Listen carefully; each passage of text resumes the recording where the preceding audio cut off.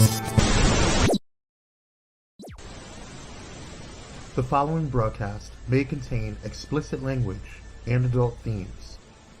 Viewer discretion is advised. The opinions expressed in this broadcast are those of the hosts, talent, and guests, and do not reflect the opinions, views, and standards of Pyromedia Enterprises, affiliates, subsidiaries, or its members.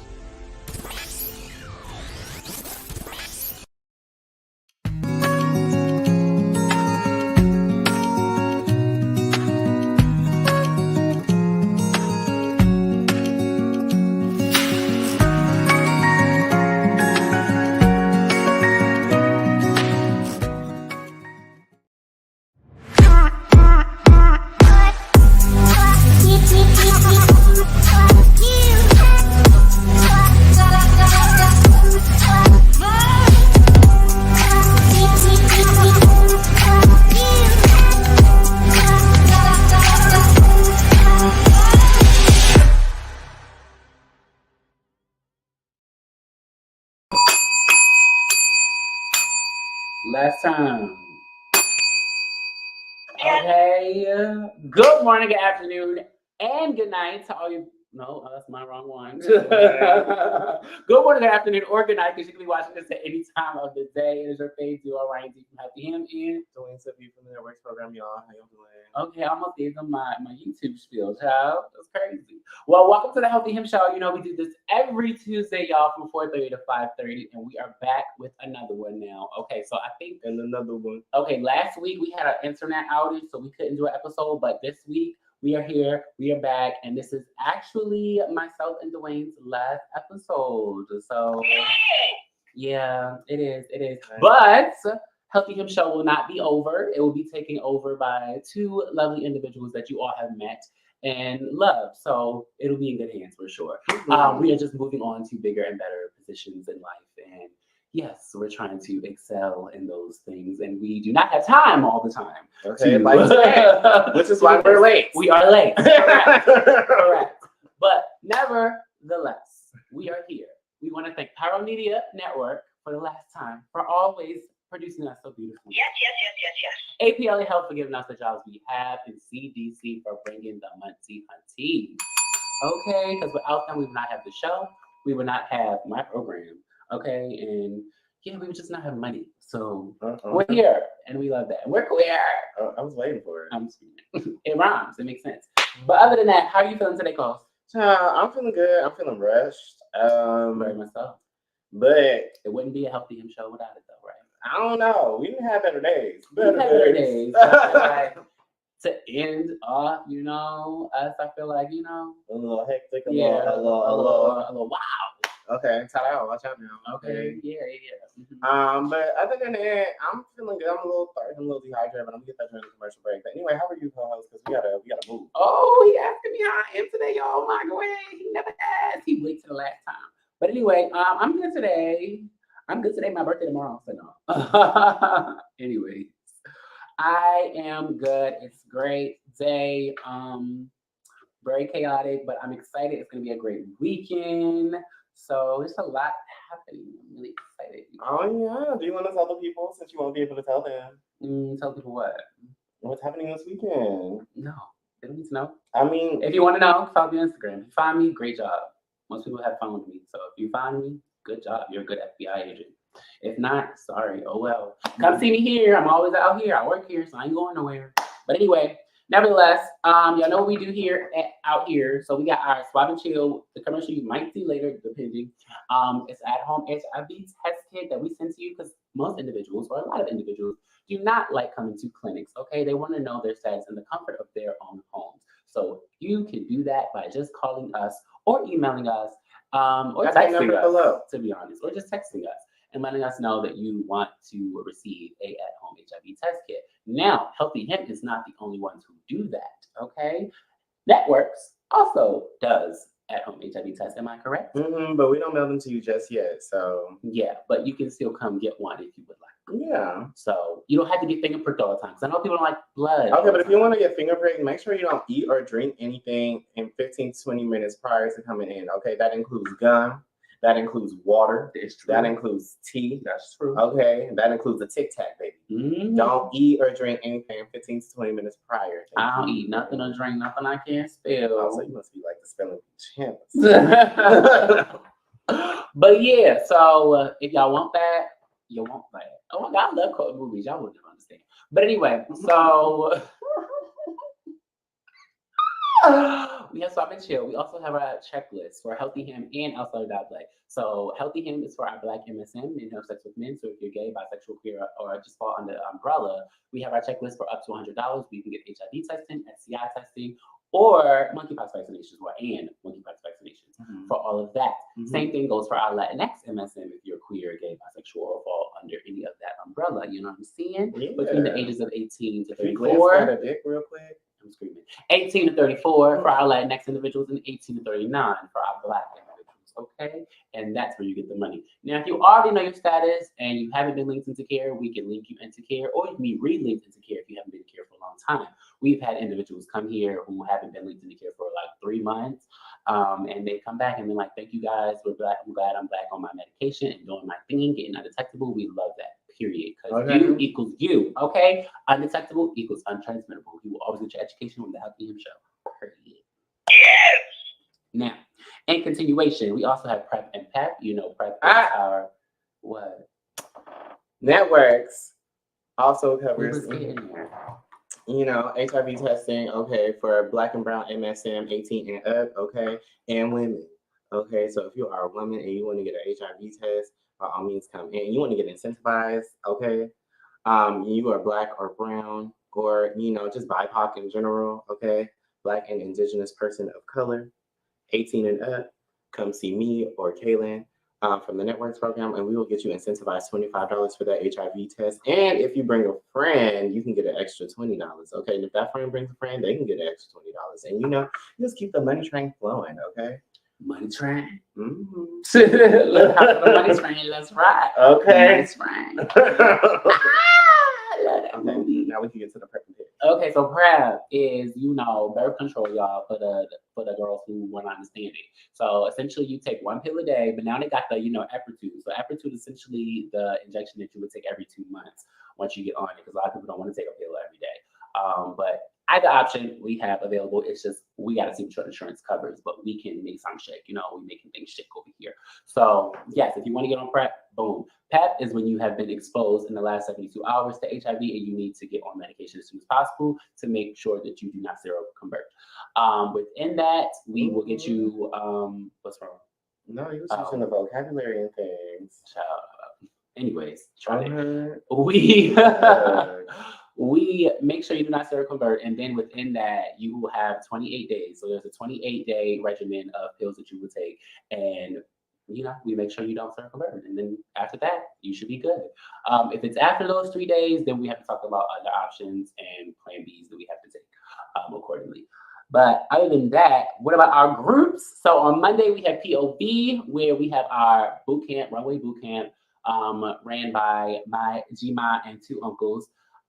So the West Coast Dolls of, runway, essentially. They come every Monday, 6 to 8. It changes out. Also, Trey Basquiat, icon Trey Basquiat, is here teaching the girls how to, pump, stride, and all the things. So yes, it's free, obviously, and it's every week, 6 to 8, and it's also ride share available. So if y'all need a ride, just let somebody know. Period. On Tuesdays, what we got on Tuesdays? You're not listening. We gotta move. So on Tuesdays, okay. I'm advertising this stuff. You don't stuff is crazy. You got time to be on both. And your phone dying. If you got time for your shenanigans, I got time for mine. Anyway, so you ain't got what? I know shit I need. Oh, okay. On Tuesdays, we have my dance class that happens every Tuesday, unless we cancel it for whatever reason, like the internet is out or they got a meeting or something else that is out of my control. Yep. It is every Tuesday, 7 to 9, Pacific Standard Time. Okay, we do a little hip hop. It's open to all levels, open to all body types, and it's real fun. I do challenge the girls, and they try to pull up to the occasion. I really appreciate it. And yeah, we just have a ball. I teach them about weight changes. I try to get them to do a nice little clean single turn. Okay. I teach them a little spotting on here, and sometimes we do a little TikTok challenge if we're feeling it, okay? Because I also take requests. Okay.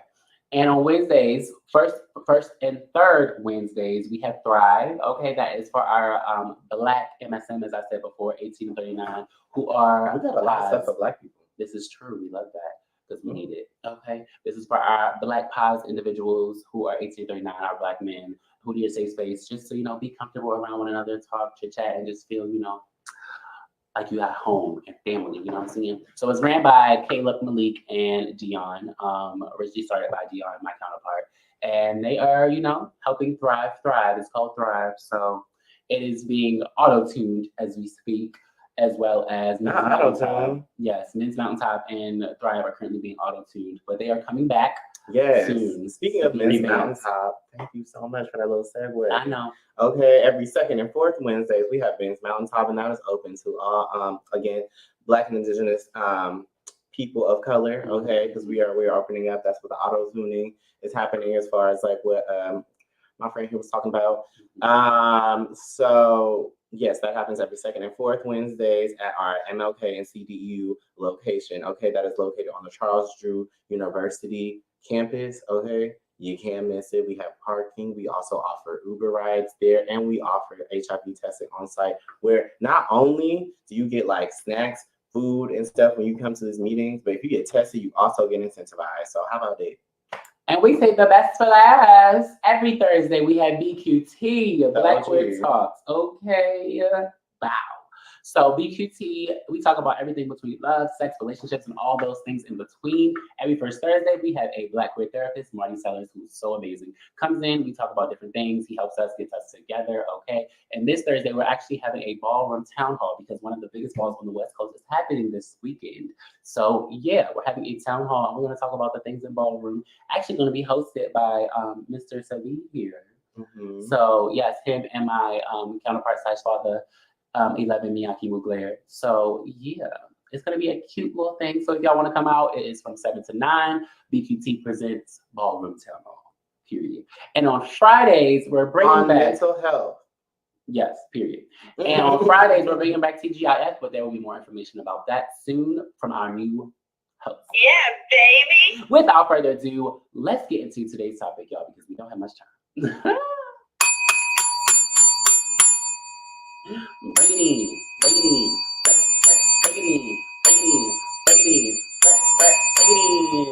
Y'all, we are talking about being Black, queer, and neurodivergent. Now, for those who don't understand what neurodivergent is, it's essentially someone who is just different. That's all we will leave it at. If you've ever seen the movie Divergent, it just means different. Divergent literally means different. That's all. So someone who's neurodivergent is someone who is essentially different, not atomically, but like, what's the word? Mentally.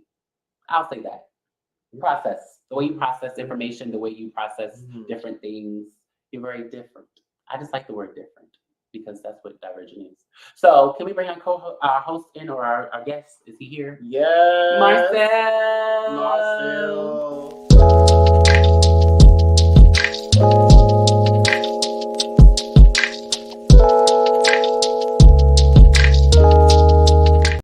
I was like, what? Blanco is actually white. Hello. Hey, Marcel. Hey, Marcel. What's good? How's it going?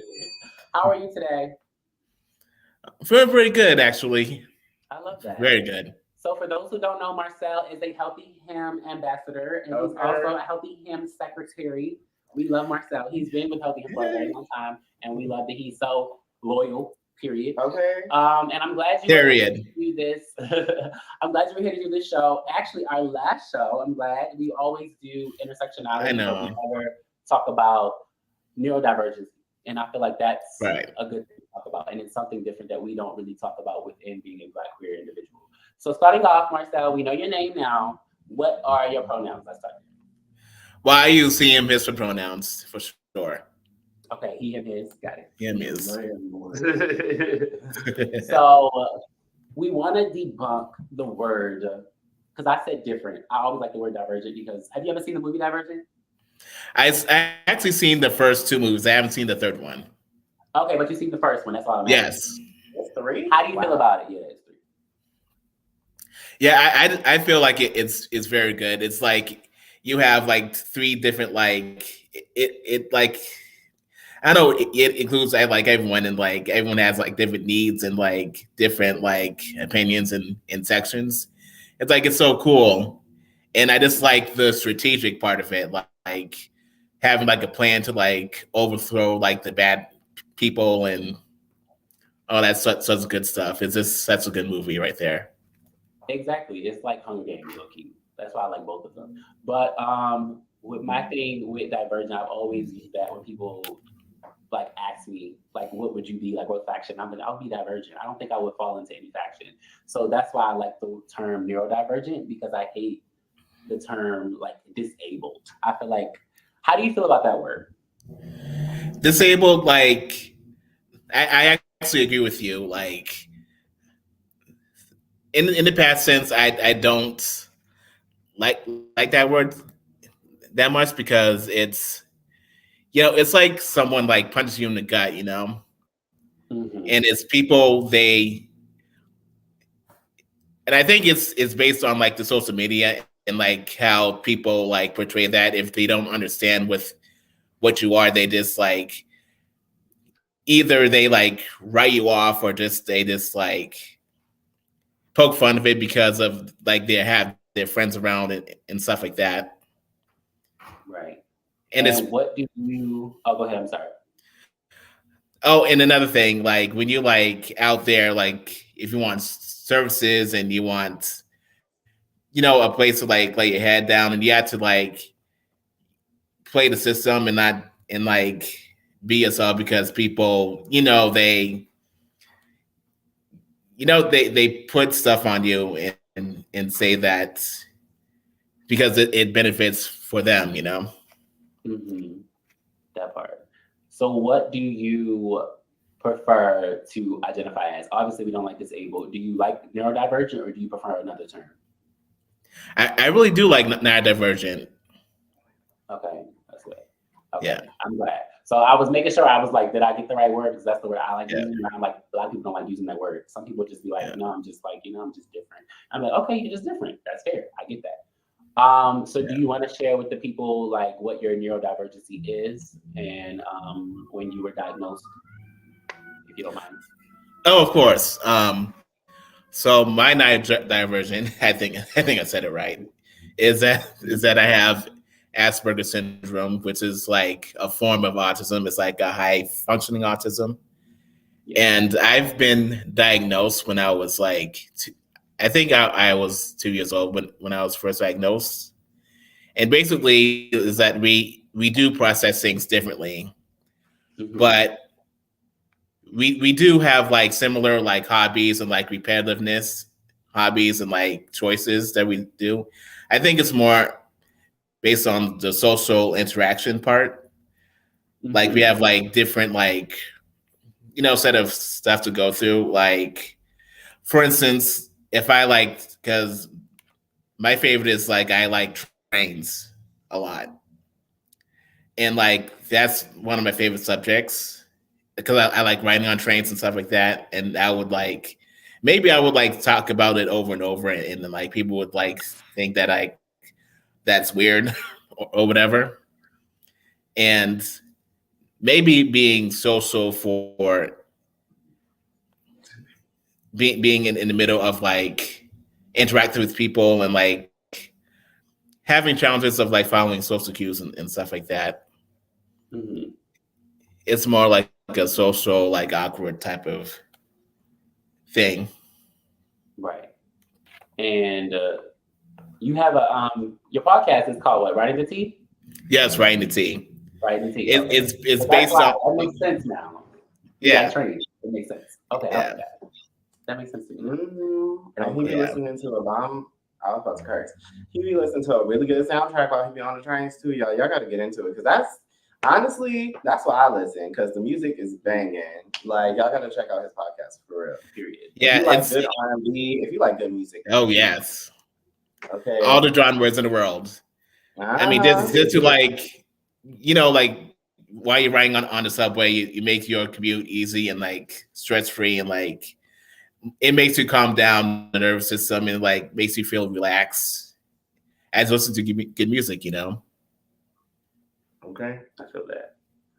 So, what has your neurodivergency been like since you've been diagnosed, like operating in that space just as an individual?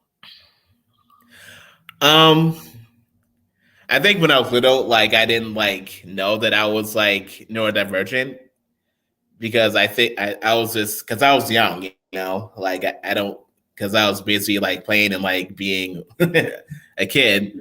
But as I got older and in my teenage years, it got like it was kind of like it was kind of rough because you have you're like a certain way, and then you feel like people are like advanced, and like for instance, when I was like 12, like maybe like I wasn't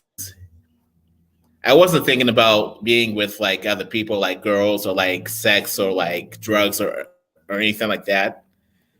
Like, because when I was younger, people used to like talk about stuff that's like that, and I was like, oh, because I haven't like known about that because maybe I was like shielded of that as a person because of my family and stuff like that, and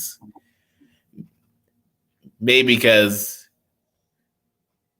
me being divergent, my family is really protective of me because they don't want to see me get taken advantage of and stuff like that. So I felt like I was shielded of all that stuff, and then me coming in there and like not knowing what it is, I think people would say that, oh, you're odd, or like I'm a weirdo, or something like or stuff like that, or you don't know anything.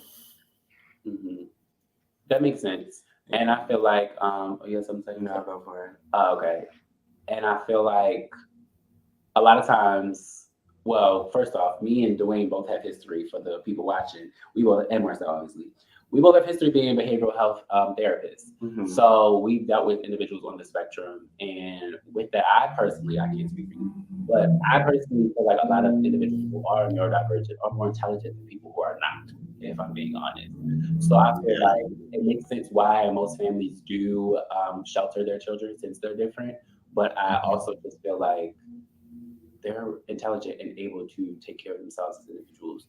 It depends on the level on the spectrum, obviously. Mm-hmm. But in most cases, if you're high functioning, you're able to outsmart a lot of individuals who are not neurodivergent. That's my personal opinion. But yeah, just to add to that, before we cut to the commercial, yeah, I would just say that I would agree, but I would also agree with what Marcel said in the beginning about being a strategist.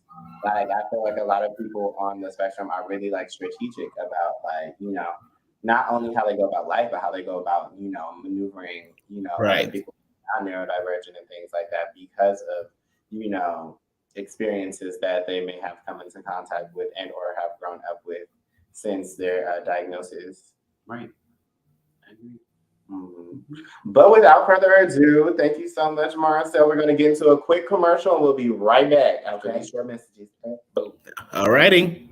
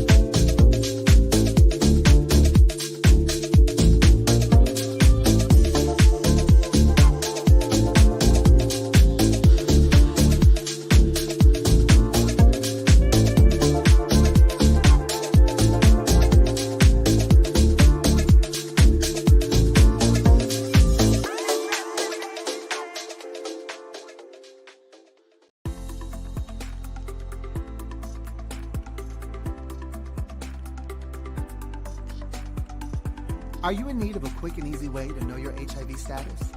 Swab and Chill is a discreet way to learn your status in the comfort of your own home. The process gives you results in 20 minutes. Swab the upper gums, swab the lower gums, and voila! Simply follow the colorful step-by-step instructions located inside the kit. Or call APLA and we can assist you virtually. In addition, all kits include condoms and lube for that penetrative fun. For our trans clients, we have Swab and Chill Plus, a customizable kit for trans-specific needs. And we haven't forgotten about COVID either. All kits include personal protection gear, like face masks, comfortable yet stylish, a personal touch tool for dealing with those germ-infested handles and ATM keypads, wet wipes for those little messes that need cleaning up. Also, keep that summer body protected with Swab and Chill sunscreen. And don't forget about our fanny packs for those quick trips to the store. All this can be yours.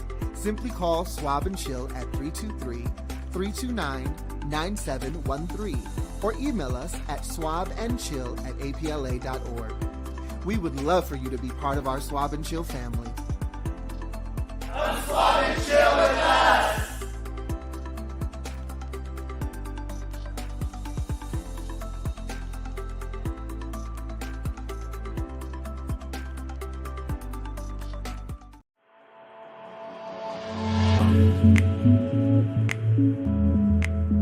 Hey there, Pyro family.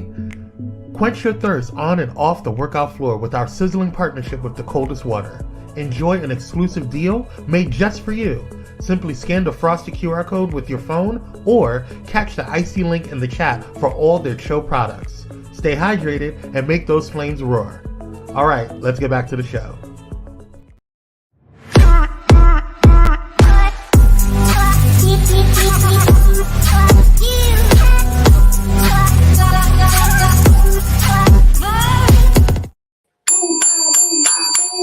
And we're back, and we are Yes. So for those who are just joining us today, we are here with our ambassador, Helping Him ambassador, Marcel White, okay? Yes. He's also our Helping Him secretary, period. Okay. Boom. And we are talking about being black, queer, and neurodivergent. For those who don't know, being neurodivergent, if you just listen to divergent, divergent just means different, and neuro is relative to the mind, okay? Period. So we left off talking about Talking to this strong black people. okay, period. We were talking about the different maneuverings of being in this identity and being neurodivergent. So, Marcel, I want to ask you, how has it been as a black man navigating the space, being neurodivergent? It's honestly, some days it's been okay, some days it's been good, and some days it's been, kind of rough, because you really want to be like understood in some ways, and then like I feel like I had to like work twice as hard to like be noticed or like be understood, and maybe because it's the way that because maybe I'm just like, I'm not saying that I'm shy, I just don't want to do something to like like diminish like the character in people's lives, and maybe because like, for instance, growing up I used to like be a people pleaser because it's my behavior and stuff, because I thought like everything was like my fault because of like what I had, like Asperger's. But looking back, it's like there's like a lot of stuff that's going on in other people's lives, and I didn't like see it back then. But now that I'm like grown up, I learned how to like accept that life is like tough, and like people are just fickle like that, and I just had to like do me, and like maybe if I'm like by myself, I'm just happy to be me and like be free of being who I am as a person, regardless of like what people say or whatever. I feel that. I love that. And how do you feel like that is in comparison to just your queer identity? Because I know being a Black man can be difficult, but what about you being a queer individual? Kwame put up a comment, I didn't see it. My nephew is autistic who also loves trains and it's just his beautiful spirit. Watching his growth has made me a better human. Oh, I love that. Oh, Yeah. that's so sweet. All right. But yeah, Marcel, how do you feel about your like queer identity? Yeah. Navigating that space. Most surprisingly, Queer can be annoying and mean, as well as just Black people. So everybody's annoying. Yeah. But surprisingly, like my queerness is, I don't have like that much of an issue with like my queerness. So you would say it's less difficult than being Black? Yeah. Well, being in like certain like spaces, That's not to say everywhere. You know what I mean? Like if I was in like in a queer setting, like in an organization, then yes, it's like I'm thriving. Or like if I'm in like West Hollywood with someone, like whether holding hands and having like someone sitting on my lap and stuff like that, then it's like yes, I'm thriving it and stuff like that. But like if I'm like in the hood or like in Compton or like any other space, I don't like wear like my queerness on my sleeve, you know? Yeah, but also like like, you're not noticeably, as some people claim, you're not noticeably queer. So yeah. I feel like you have more of an advantage with that as well, to a degree. Right. In addition, I like that you said that's not really an issue because it reminds me of how trans individuals, don't want to compare it, but similarities. How trans individuals navigate certain spaces where they have to tell people that they're trans before they like get involved with them. Do you have the same thing? Like when you start talking to someone or dealing with someone, have sexual encounter with someone, do you tell them like you're neurodivergent, or is it just like, no, I'm just gonna do this and because I'm just me and it doesn't matter? I don't tell them like right away. Not because I'm not because I'm not afraid to, but I just it just happens. Like I'm into something and we go together. But then if we meet up again or like if we're in a conversation, I would might say that, oh, I have neurodivergent and I have Asperger's, and then like that's how I navigate the world, and if that's what you like, then it is what it is. Right. I feel that. And do you find yourself being more attracted to other individuals with Asperger's or who are neurodivergent or non-neurodivergent individuals? Yeah. I actually found myself attracted to like everyone. I think I identify as like a pansexual. Pan, yeah, because I just like every like textures and like people and stuff like that. And for instance, like there was this like festival that's called Off Sunset that I went to like a couple days ago, and it was like a bare leather like festival, and I find like a lot of these attractive people, and it's just like, okay, maybe my sexuality is evolving. It's not just like in one like set of like orientation, you know? Yeah. Okay, it's always the quiet one's job. So Marcel, like when navigating your day to day, what would you say people acknowledge first? Like your Blackness, your queerness, or your like neurodiversity? I would say. Well, I was obviously first everyone will knows my Blackness, and but I would say like the second would be like my I can't even say diversity, yeah.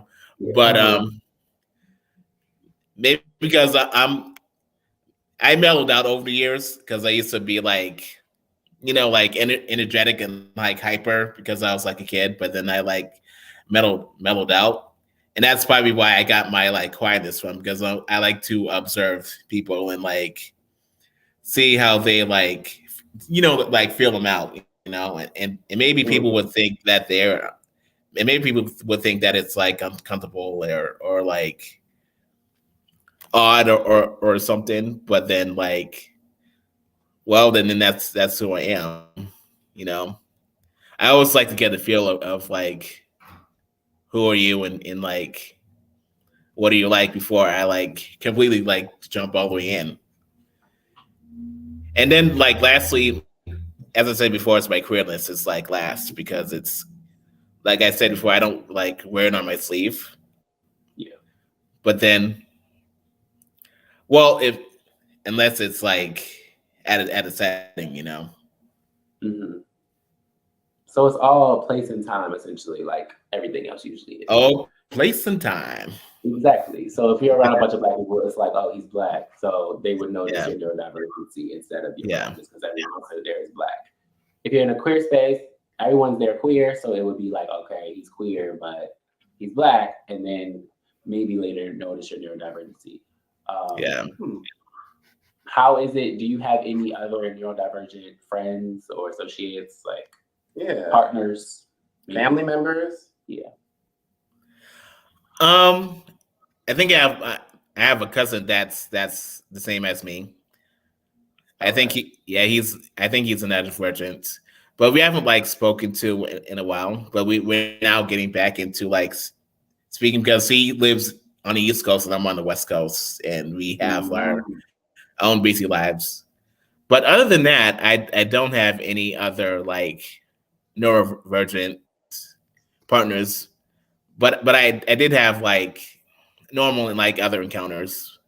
I guess they don't probably know that I'm like neurodivergent. Unless I probably sit them down and like explain to them that I'm that way. Right. They'll probably don't know like the difference. So that, did you want to say something? Like something's about to come out. Oh, I heard you moving. Okay, so when summing all of your identities together, being a black, queer, neurodivergent individual, what do you think ultimately is the most difficult, if we have to say? Like, is it hard being black? Is it hard being queer? Is it hard being neurodivergent? Because obviously all these identities are difficult. But if we had to put them in a pot, you would be like, this hands down is number one. Like, if I get rid of that, it would be less of difficult life for me. Easier to live. Because it's hard being black. It's hard being queer. Oh yeah, of course. Yeah, it's hard being black. But what's the hierarchy for you if there's? I think it's honestly being like neurodivergent, but I would never like get rid of that. But it's who I am. But like in certain, because I'm working on like certain settings, and like because I'm working on being social and like being interactive with like other people, and like trying to break that like mold of like being closed off because you're afraid that people won't like you because you're this way and that way. Because I'm always like the last. Because when I was in high school, I was like the last one to be like picked because of like my behavior issues and like the last one to be picked at a game or something like that. Yeah. Because of like who I am as because they would think that I'm like odd or like a weirdo or whatever. But then like that's why I sometimes put a wall up and like try to protect myself against those people. But as I got older, like I'm in my 30s, I like break down the walls and like have like a tough skin and like grab life by the horns or whatever they say. I get it. I feel you. You know. And like kids are definitely cruel, especially to like honestly, everybody as they're growing up, there's always some person who's bothering somebody. Right. But I think definitely probably being neurodivergent had a difficulty with that. I love that you said you wouldn't change it though. So if you got to go back and like back in time before Marcel was born, and you could just be like, don't add this neurodiversity. Yeah. You wouldn't include that at all. But what was the last part you said? Like if you had the opportunity to change not having your neurodiversity, if you went back in time, you would change it, or would you still continue having it? Actually, I would continue having it, but I would learn how to like navigate it a lot better and have like a good like support system around me and say that it's gonna be okay and that we got you and like let me live my life in a good and healthy way. Right. Do you feel like you struggle? Yeah, I get you. I'm sorry. Do you feel like you struggle having that independence as a person living with Asperger's? Yes, sometimes because certain family members like it's not because of my fear. It's like I feel like it's based on like what my family members would think and like their fears of like how am I gonna go on and like because like as you can see like in television and stuff, like when doctors say that your children is autistic, they'll be like they act like the world is like ending or like their life is over, and it's like, come on now, like at least give us a chance, you know, right? And like give us the chance to like see us like thrive and like overcome many odds. I know we're gonna have obstacles, but like give us a chance to like overcome it. And then if I need help, I'll just come ask you, and then you give me like advice and stuff about it, you know? Yeah, and I blame society for that, honestly, because I feel like society, especially the Black community, has made it seem like anything other than the norm is automatically like, no. Like, if your child is gay, it's not right. If your child has some type of neurodiversity, something's not right. Like, and it's automatically looked at, okay, your child is going to be an outcast. And they automatically see it as a downfall. And it's like, to me, I would eat that up. I'd be like, period, my child's going to be the cutest motherfucker. Oh, sorry. It's my last show. The cutest motherfucker, everything, the smartest in the room. Asperger's and all, going to be the smartest in the room, have straight A's, and the president of every group in the motherfucking, okay, I'm going too much, in the freaking school, all of that. So I just feel like, I don't know, Black people just stupid sometimes. But I'll be a little ignorant. Right. It's not just it is not just subject to Black people. We are not going to put that. It's true, of course. We are not going to put that on us. But we are a very ignorant community. Because fair-skinned people weaponize everything we say and do. This is true, but no fair-skinned people watch us. That part. That's not true. But ignorant individuals in our community exist, and I think that's our main issue in society today. Now, Marcel, you said something. I'm trying to remember what you said along the lines of something you said relative to school. Well, while you try to figure that out, I will also just how did you get diagnosed? Like, did your family just did the doctor say it, or did your family bring it to the doctor's attention? Because I know that in a lot of Black and brown households, when it comes to like mental health and neurodivergencies and things like neurodiversities and things like that, a lot of Black households will like to like ignore it or bypass it or act like it does not exist. So how did your family go about like having you diagnosed and moving forward and getting you all the tools that you need to see and speak with the man that we are talking to today? I think my mom took me to the doctors, and I think the doctors told them that I have the neurodivergent autism, but I think they just had me go into these like alternative like classes and like people with like special needs and all that stuff. But then I know it's just I I was like 2 years old, so I probably have like a distant memory about that, but I've learned to like go through like all of those like alternative classes and stuff like that, and I also like had a chance to go to like regular classes as well when it comes to like school and stuff. So do you feel like you never had the opportunity or still are unable to today to participate in quote unquote normal things? I mean, I did participate in normal things. Mm-hmm.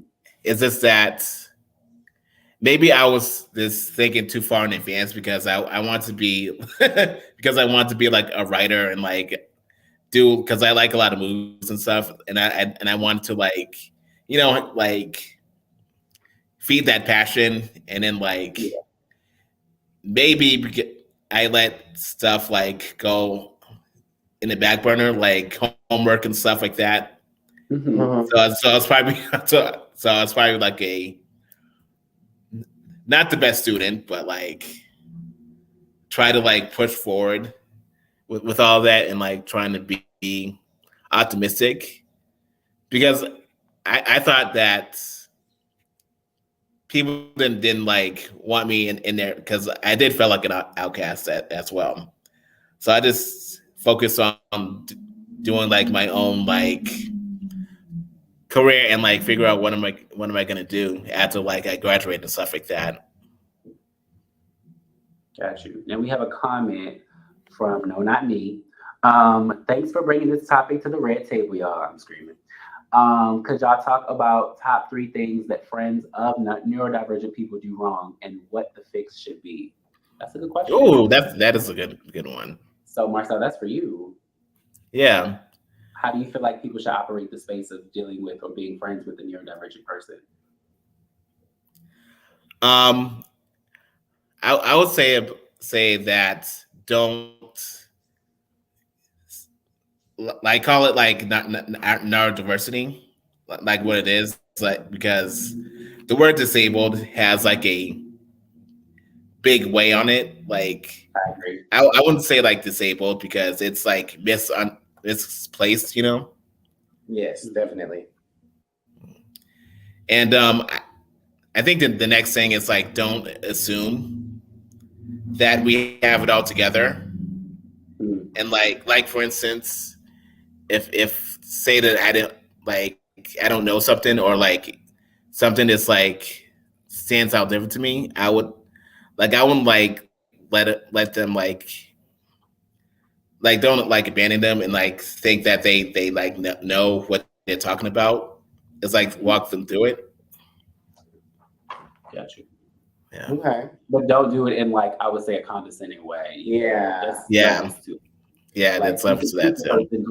Being a teacher to a person, not a person who's neurodivergent. Like I get there's different like comprehension, but still at the same time treat the person like a person, not a child. That's my issue sometimes with people. But I get you. So we're coming up on the end of our show, and I wanted to say first and foremost, thank you so much, Marcel, for like being a guest on our show. And like, you know, the last episode on top of that. Well, the last episode of Ryan Dwayne, Ryan and Dwayne being hosts. Not the last episode, but last episode of us being hosts together. Correct. Because we'll be back on the show.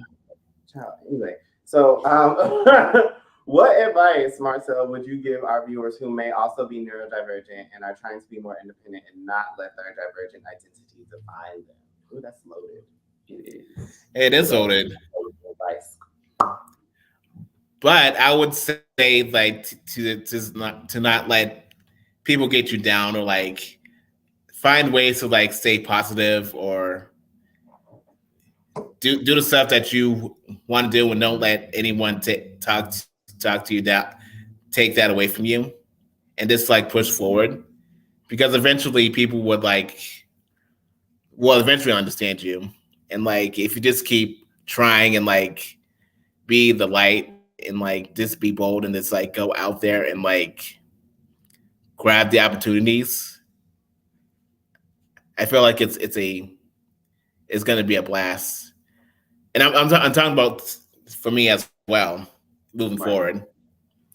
And because I've done, like, I've been doing like a lot of stuff. I've been keeping myself busy. Like, even though I'm 32 years old, I'm learning how to drive now. I passed my permit. Come on. Yeah, it's just all those little like milestones. It just feels so good to just like accomplish some stuff, and it's to like prove people wrong. And like even though we're neurodivergent, we can like do anything in life, you know. I think that's what my biggest like takeaway from this is.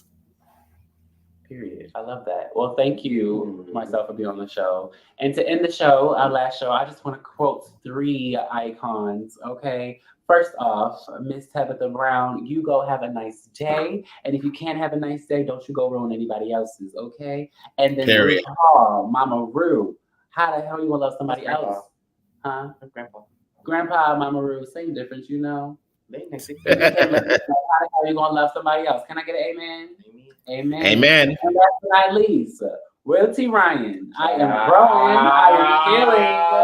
I am grounded. I am Come on now. Everything I need to be in the depths of my soul. Okay, and don't y'all forget it.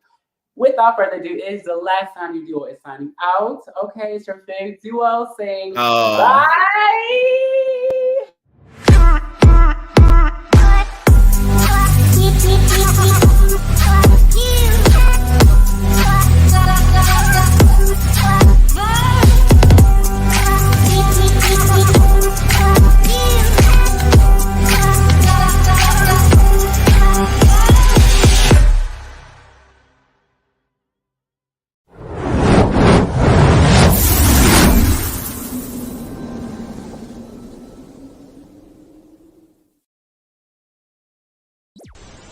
If you enjoyed this content, be sure to hit the like button and subscribe to Pyromedianetwork's YouTube channel for more awesome content. Plus, don't forget to hit the notification bell so you never miss when we go live or upload new videos. Visit pyromedianetwork.com today, not just to check out our incredible roster of talented creatives, but also to gain access to exclusive bonus material available only to our Pyro fam.